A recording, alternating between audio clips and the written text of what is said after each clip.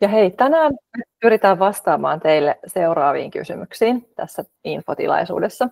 Eli miksi Tekoälytalkoot-projekti on ylipäätään käynnistetty? Miksi just Minna Learn on valittu tähän toimittajaksi tekoälytalkoisiin? Ja mistä tässä tekoälyssä ja tekoälymurroksessa oikein on kyse, missä me tällä hetkellä ollaan? No, sen lisäksi tietysti on tosi tärkeää antaa teille vastauksia siihen, että mitä te noilla kursseilla opitte, mistä siellä puhutaan ja mitä se sisältö on. Ja mitä semmoiset on oppineet, jotka on jo käyneet ne kurssit. Ja sitten me myöskin kerrotaan jo ihan tässä alkuvaiheessa, että miten tämä opiskelu oikein tapahtuu. Ja sitten ihan lopuksi kerrotaan, että miten pääsette ilmoittautumaan näille kursseille. Ja tosiaan aikataulullisista syistä ja tämän nauhoituksen takia niin otetaan mieluusti kaikki kysymykset tuonne chattiin ja vastaillaan sitten lopuksi niihin. Ja sitten voin tosiaan jäädä vielä 11 tänne linjoille auttelemaan, vastailemaan kysymyksiin ja auttelemaan teitä tuonne kursseille sisälle. Lähdetään sitten liikkeelle ja nyt ensiksi vastataan kysymykseen, että päästetään vielä vähän porukkaa sisään. Ja ensiksi tosiaan vastaan siihen kysymykseen, että miksi minä olen täällä tänään ja miksi Sampo on täällä tänään, eli miksi Minna Learn on valittu tähän tekoälykoulutusten toimittajaksi. Ja tämä tarina juontaa juurensa vuoteen 2018, jolloin meidän porukka lanseerasi Elements of AI-nimisen tekoälyverkkokoulutuksen.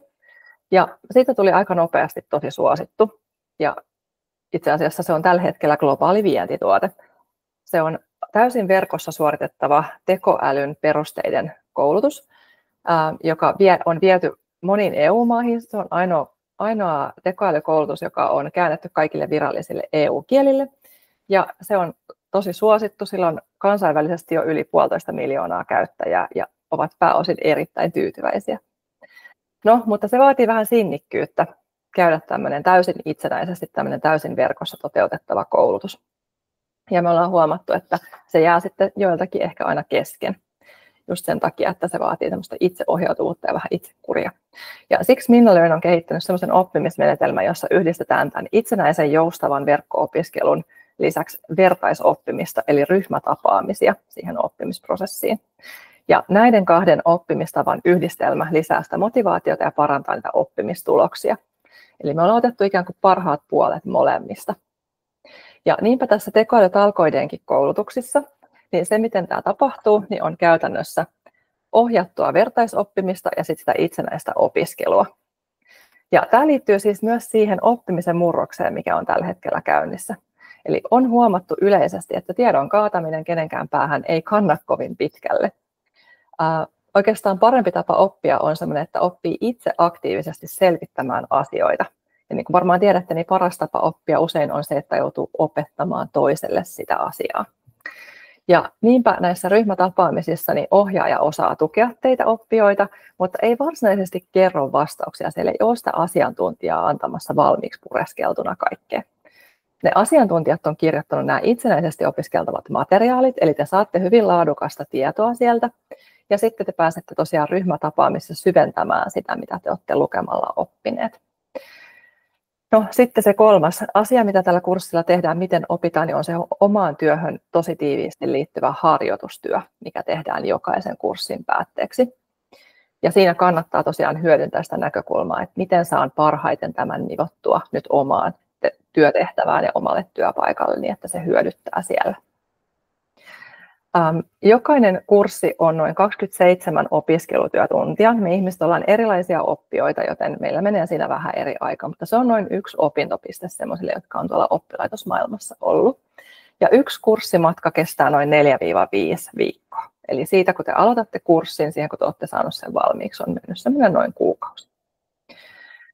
Ja vielä kerran tähän päätteeksi niin se meidän filosofia, eli tiedätte varmaan tämän sanonnan, että jos annetaan miehelle kala, niin ollaan ruokittu hänet päiväksi, mutta jos opetetaan hänet kalastamaan, ollaan ruokittu hänet koko loppuelämän ajaksi. Ja siksi tämmöinen oppimismenetelmä. No, sitten katsotaan vähän sitä, että miksi tämä tekoälytalkoot-projekti on nyt käynnistetty. Se taas liittyy siihen, että globaalisti ollaan sellaisessa tilanteessa, että Yhdysvallat markkinataloutena on päättänyt ottaa kaiken mahdollisen kaupallisen hyödyn irti tästä tekoälymurroksesta, missä maailma on. Eli esimerkiksi käytännössä kaikki Euroopassa tällä hetkellä käytettävät tekoälysovellukset on USAssa kehitettyjä. Ja nyt tähän disclaimer, DeepSeek Kiinasta kiilasi heti sinne kärkeen, eli nyt ei voi enää ihan sanoa näin yksioikoisesti, mutta kyllä käytännössä me ollaan siis käytetty Yhdysvalloissa tuotettuja tekoälysovelluksia melkein pelkästään tässä jo vuosia. Ja tähän markkinaehtoiseen ajatteluun kuuluu se, että se, joka ensimmäisenä lähtee mukaan tämmöiseen muutokseen, se saa suurimmat kaupalliset hyödyt. Ja sitten vähän niin kuin ajatellaan ehkä silleen, että jos tulee jotain eettisiä tai tietoturvaongelmia, niin siellä on sitten lakimiehet, jotka tulee tietenkin perässä ja korjaa ja pistää parantamaan järjestelmiä ja tukkimaan niitä aukkoja ja näin. No sitten taas meillä on Kiina. Kiina on tosi suljettu yhteiskunta, myös verkossa, ja valtio kontrolloi internettiä ja tietoa ja sovellusten käyttöä ja sovellusten kehittämistäkin. Mutta nyt me ollaan nähty se just pari viikkoa sitten tämän DeepSeek-julkaisun myötä, että Kiinakin on mukana tässä kansainvälisessä tekoälykilpajuoksussa. Ja me ollaan sitten taas täällä Euroopassa, ja Eurooppa tasapainoilee. Eurooppa koittaa pysyä mukana tekoälykehityksessä ja kansainvälisesti kilpailukykyisenä ja tuottavana, mutta tehdä sen kuitenkin eettisesti, vastuullisesti ja kestävästi. Ja ulkopoliittisen instituutin johtaja Hiski Haukkala muun muassa sanoi just viime viikolla, että Eurooppa on jäämässä jälkeen tekoälyteknologisesti, eli meillä on kirittävää. Ja meidän pitää varmistaa Euroopassa oikealla tavalla koulutetun työvoiman saatavuus ja kansalaisten tekoälyn lukutaito sekä erityisesti tekoälyn käyttötaidot. Ja mä tulen kertomaan teille lisää näistä kohta, mitä se tekoälyn lukutaito muun muassa on. Mutta tekoälytalkoot.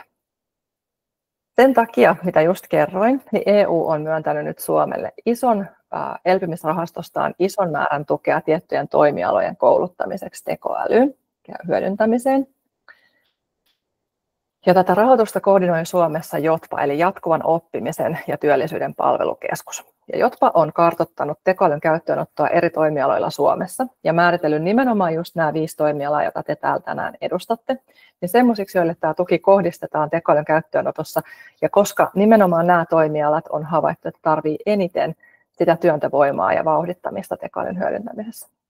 No sen lisäksi rahoittaja eli JOTPA on määritellyt, että tätä tukea saa vain pienet ja keskisuuret yritykset, jotka työllistää alle 250 henkilöä.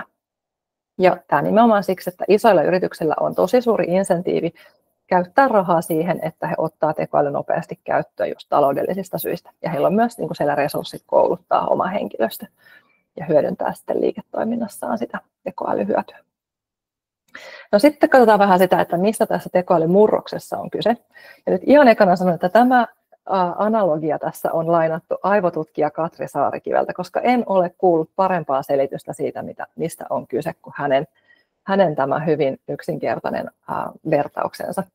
Eli mä näen, että me ollaan nyt semmoisella, tai ihmiskunta on aina ollut semmoisella teknologisella kehitysjanalla. Ja tämä teknologinen kehitys on ollut käynnissä siis jo vuosituhansia. Se tarkoittaa käytännössä sitä, että ihmisen älylliset ja fyysiset kyvyt on aika rajalliset. Autolla pääsee nopeammin kuin meidän 2 jalalla ja niin edelleen. Ja sen takia ihminen on aikojen alusta lähtien pyrkinyt aina kehittämään teknologisia ratkaisuja, jotka tehostaa sitä meidän omaa toimintaa. Eli yksinkertaisimmillaan tämä tarkoittaa sitä, että aikanaan sen sijaan, että me ollaan hakattu kivellä ruokaa puusta irti tai muuta, niin me ollaan sitten keksitty, että siihen kiveen kannattaa laittaa puinen varsi eli kirves. Se on ollut niin kuin ensimmäinen tämmöinen vaihe. Ja no, tämä kuva kertoo enemmän kuin 1000 sanaa. Te tiedätte, että kukaan ei enää sahaa käsisahalla puita niin kuin työkseen, ehkä mökillä harrastelumielessä, mutta työkseen ei sahaa, vaan puun kaato metsissä ammattimaisesti tapahtuu metsäkoneella. Ja niinpä me ollaan tavallaan teknologisen kehityksen jatkumolla semmoisessa kohdassa, jossa me ollaan niin kuin digitalisaatiossa ja digitalisaation osalta vielä tässä niin kuin tekoäly ja erityisesti laajojen kielimallien hyödyntämisvaiheessa. Ja tämä kuva kertoo myös siitä, miten työn tekemisen muodot muuttuu. Ei ole enää sellaista ammattia kuin puunhakkaaja, mutta on sellaisia ammatteja kuin metsäkoneen suunnittelija tai metsäkoneen kokoonpanija tai käyttäjä tai huoltaja. Ja World Economic Forum julkaisi muutama viikko sitten muistaakseni 5. työn tulevaisuusraporttiinsa.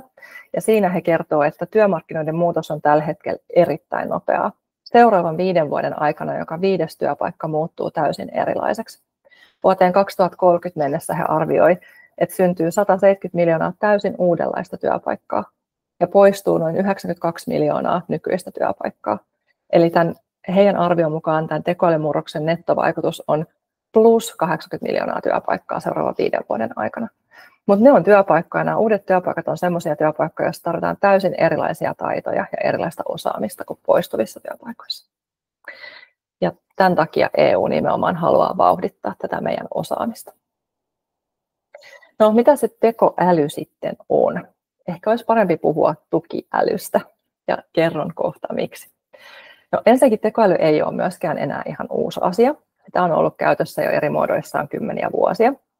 Ja se ei tarkoita nyt tätä, mitä me ehkä tällä hetkellä mieluiten ajatellaan, eli sitä chat-GPT:tä tai vaan muita laajoja kielimalleja, vaan tekoäly on aika laaja käsite. Se on oikeastaan joukko erilaisia menetelmiä tai teknologioita, jotka voi suorittaa supertehokkaasti sellaisia tehtäviä, jotka tavallisesti vaatisi inhimillistä järkeä. Ja tekoälyn hyödyntämiä teknologioita on esimerkiksi koneoppiminen ja syväoppiminen, robotiikka ja tämmöistä niin kuin luonnollinen kielen käsittely ja neuroverkot. On muitakin, mutta tässä on muutamia. Ja jännä juttu on siis se, että ensimmäisen version esimerkiksi neuroverkoista niin ei kehittänyt matemaatikko eikä teknologinen insinööri, vaan psykologi. Ja se oli sellainen henkilö, joka lähti miettimään sitä, että miten voidaan saada koneen niin kuin älyllinen kapasiteetti ja se tehokkuus hyödyntämään myös sellaista ihmisen kaltaista inhimillistä päättelyä. Ja hän kehitti sen reikäkonekortin, joka oli jo kehitetty, niin hän kehitti siihen semmoisen ominaisuuden, että se osasi lajitella ne reikäkortit 2 eri pinoon sen perusteella, missä kohtaa se kortti sijaitsi, tai reikä sijaitsi sitä korttia. Ja se oikeastaan kuvaa niin kuin mulle semmoista niin kuin hyvin yksinkertaisella tavalla sitä neuroverkkoajattelua ja sitä yhtä asiaa, mistä tekoälyssä on kyse, eli just nimenomaan sen koneen älyllisen kapasiteetin ja ihmisen järjen yhdistämistä. Mutta käytännössä tekoälyssä on yksinkertaisimmillaan kyse siis niin kuin koneen matemaattisten kykyjen ja kapasiteetin hyödyntämisestä ja niin kuin sitten ihmisjärjen kaltaisen päättelyn hyödyntämisestä, se on sitä psykologiaa, sitten opettamisesta, eli pedagogiikasta, ja sitten siitä, että näillä menetelmillä oikeastaan suoritetaan sellaista niin kuin ongelmanratkaisua tehokkaasti ja tässä tähän tarvitaan isoja määriä dataa. Se data on se kaiken niin kuin, tavallaan ruoka siellä taustalla.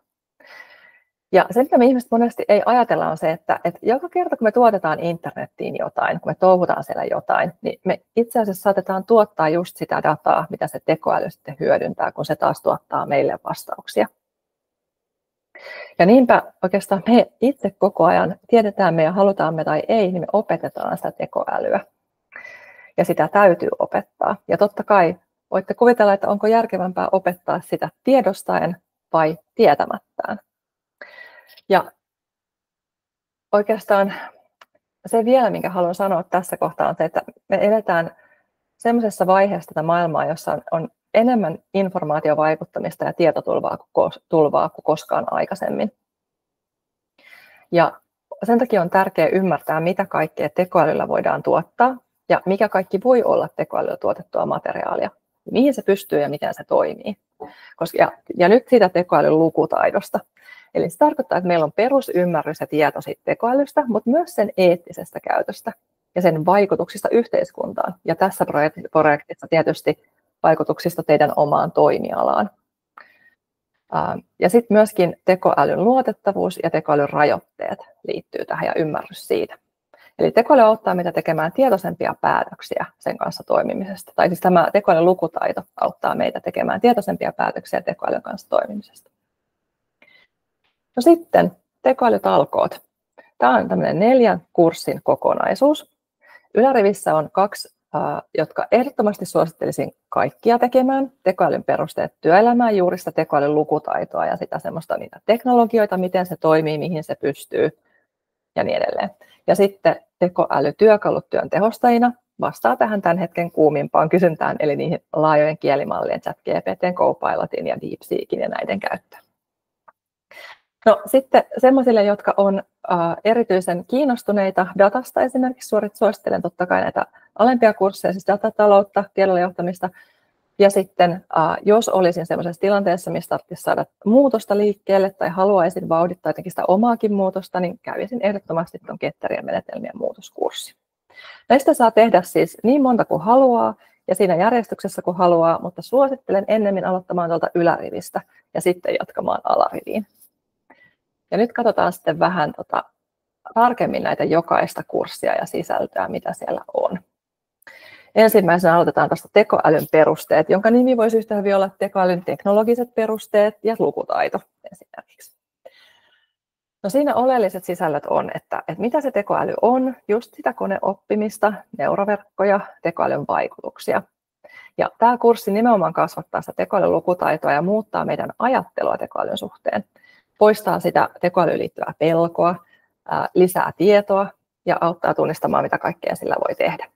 Eli tämän kurssin jälkeen teitä on vaikeampi ainakin huijata tekoälyllä.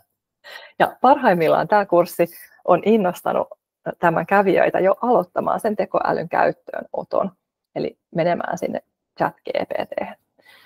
No, harjoitustyönä tällä kurssilla niin mietitään ihan tosi perustavanlaatuisesti, tai siis perusteiden tasolla, että mikä voisi olla semmoinen asia, joka voisi ratkaista tai mikä voisi olla semmoinen ongelma, jonka tekoäly voisi ratkaista mun omassa työssä. Eli ei vielä lähdetä toteuttamaan sitä, mietitään vaan ja tutkitaan, että mihin se tekoäly pystyy mun työsaralla. Ei oteta siis varsinaisesti käyttöön, paitsi jos halutaan, mutta ei tarvitse. Eli tämä on semmoinen vaihe, missä tutustutaan vasta siihen, mihin se pystyy ja mihin ei. Ja tosiaan tämä harjoitustyö on se, mikä sitoo parhaiten kurssilla opitut asiat, sen teoriatiedon siihen teidän omaan työhön ja arkeen. Ja tässä näette sitten näitä esimerkkejä eri toimialoilta, että minkälaisia hypoteeseja ihmiset on tehneet, että tekoäly voisi ehkä auttaa minua vaikkapa kuljetusalalla niin optimoimaan työvuorosuunnittelua koskien sekä henkilöstön että kaluston käyttöä.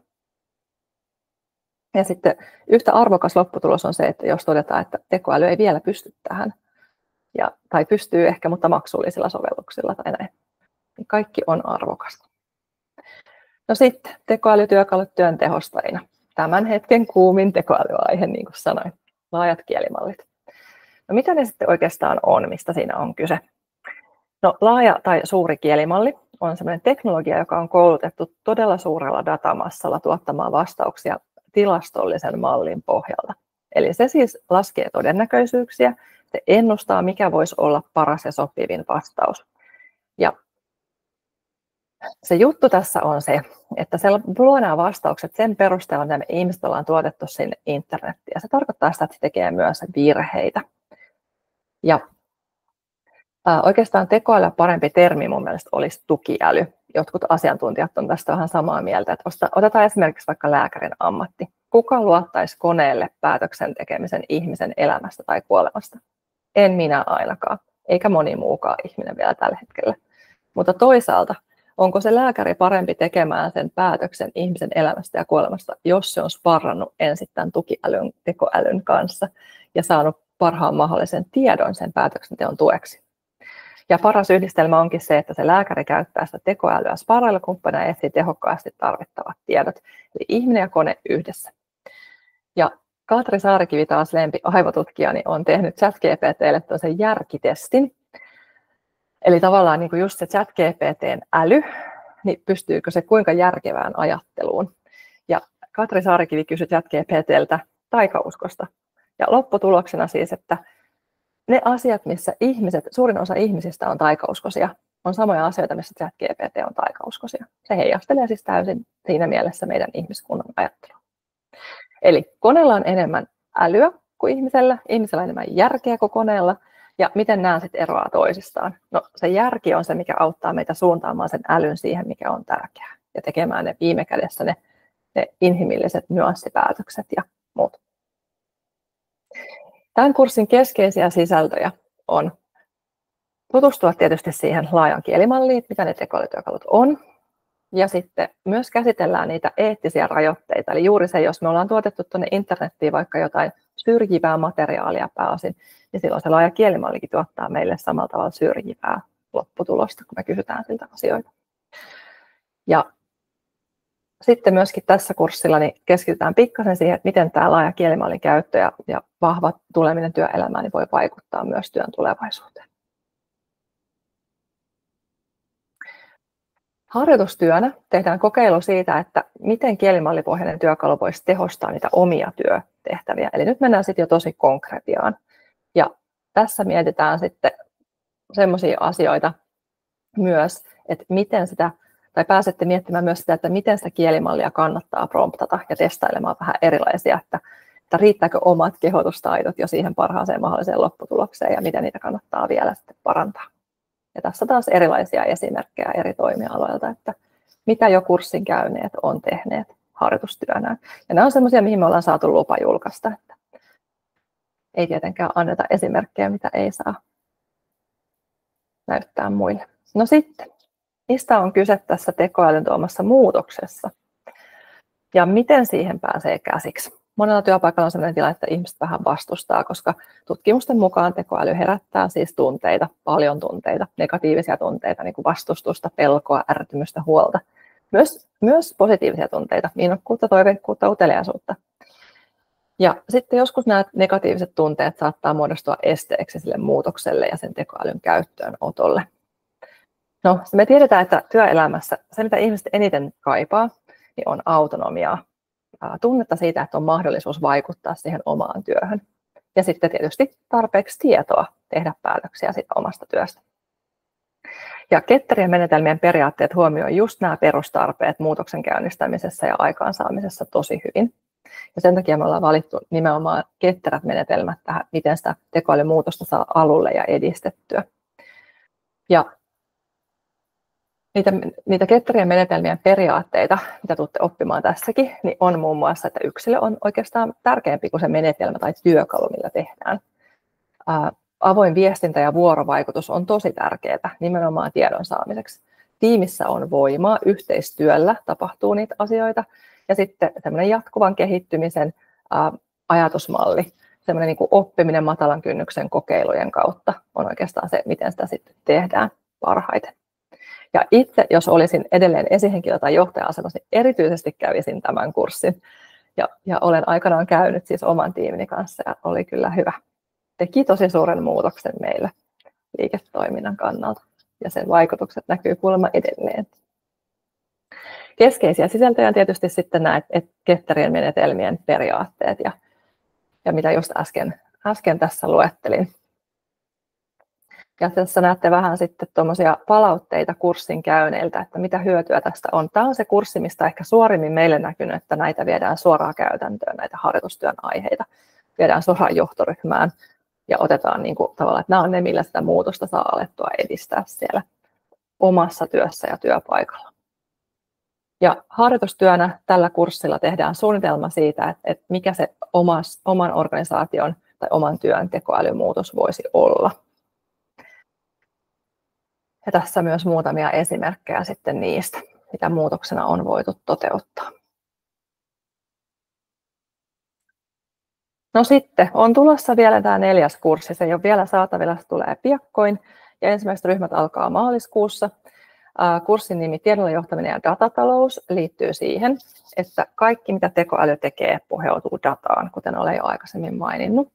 Ja sen datan laadukkuus ratkaisee. Ja meillä on tässä hyvä tilanne, koska Suomi on yksi maailman digitalisoituneimmista yhteiskunnista. Meidän palvelut ja kaikki on tosi digitalisoituneita. Meille kertyy valtavat määrät dataa, jota me voidaan myös hyödyntää. Ja se datan määrä luo tietysti yrityksille myös mahdollisuuksia liiketoiminnan näkökulmasta. Ja EU-lainsäädännössä on asetettu tosi selkeät raamit datan keräämiseen. Ehkä joskus kuuluu GDPR:stä.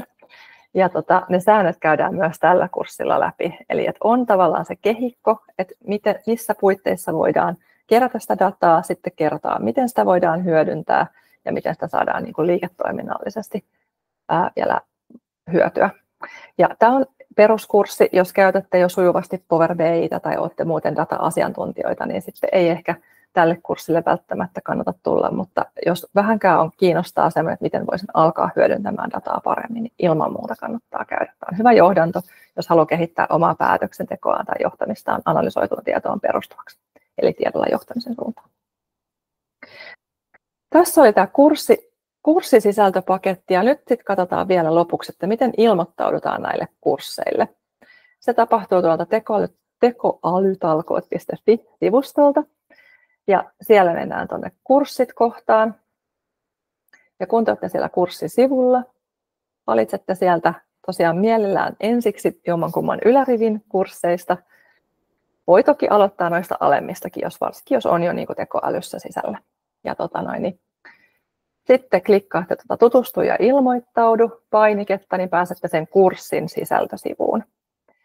Ja siitä voitte vielä lukea lisää tarkemmin siitä kurssista, mutta tuossa ilmoittaudu painikkeessa, niin tulee sitten sitä kun painatte, tulee tuommoinen pop-up, pikkuikkuna aukeaa, mistä valitaan sitten oma toimiala.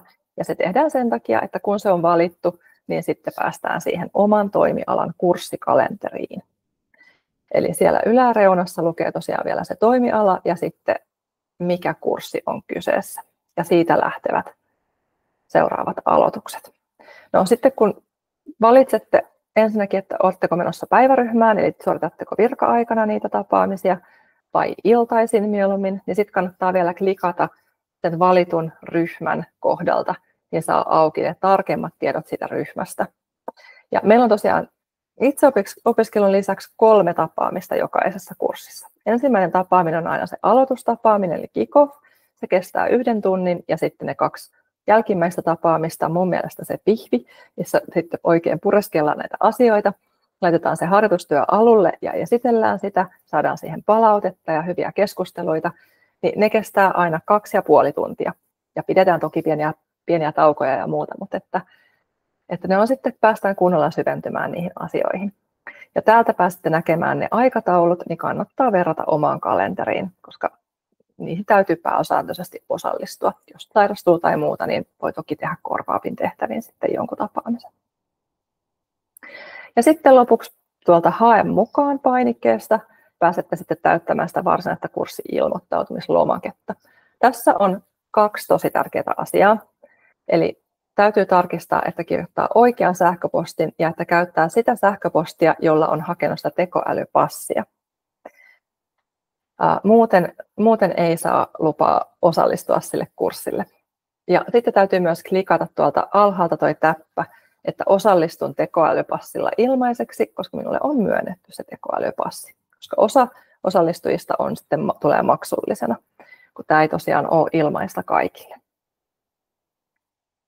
Sitten saatte sen jälkeen, kun te olette tämän ilmoittautumislomakkeen täyttänyt, saatte tämmöisen sähköpostin, jossa vielä sitten kerrotaan, että mihin olette ilmoittautunut kurssin ja tapaamisten yksityiskohtia. Ja sitten tässä kohtaa on tosi tärkeää, että menette saman tien tämän sähköpostin saatuanne niin vahvistamaan sen paikkanne siellä ryhmässä klikkaamalla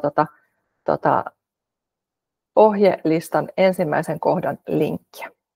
Ja kun sitä linkkiä klikkaa, niin sieltä tulee sitten ohjeistettu polku, mitä seurata, niin pääsee sitten sinne kurssialustalle. Ja kurssialustalle, niin kaikkien muiden kurssien sisällöt löytyy sieltä alustalta, mutta tällä hetkellä vielä se tekoälyn perusteet, kurssin sisällöt, niin edellyttää sitä, että klikkaatte vielä kakkoskohdan linkkiä ja teette sitten tunnukset sinne toiselle tekniselle alustalle, jossa ne sisällöt löytyy. Ja tähän me annetaan tukea kyllä annetaan chatissa tekoälytalkoot.fi-sivulla ja sitten tietysti sähköpostilla hello@minlearn.com. Ja sitten tähän kuuluu myös tähän EU-tukipakettiin ilmainen opinto-ohjaus. Ja meillä on tosi kiva ja taitava opinto-ohjaaja Aija Lund, jolta te voitte sitten näiden kurssien suorittamisen aikana varata ihan henkilökohtaista ohjausaikaa ilmaiseksi, jos tarvitsette oppimiseen tukea tai haluatte jotain lukuseulaa tai muuta tehdä tai tämän tyyppisiä keskusteluita käydä tai sitten teknologisiin asioihin. Tässä joutuu jonkun verran tietysti opettelemaan sitä verkkotapaamisiin menemistä ja ruudun jakamista ja semmoista. Ja sitten meillä on myöskin oikein innokkaille opiskelijoille tuommoinen verkkoalusta sitten Discord-nimisessä ympäristössä, jossa saa keskustella sitten näistä aiheista muiden opiskelijoiden kanssa.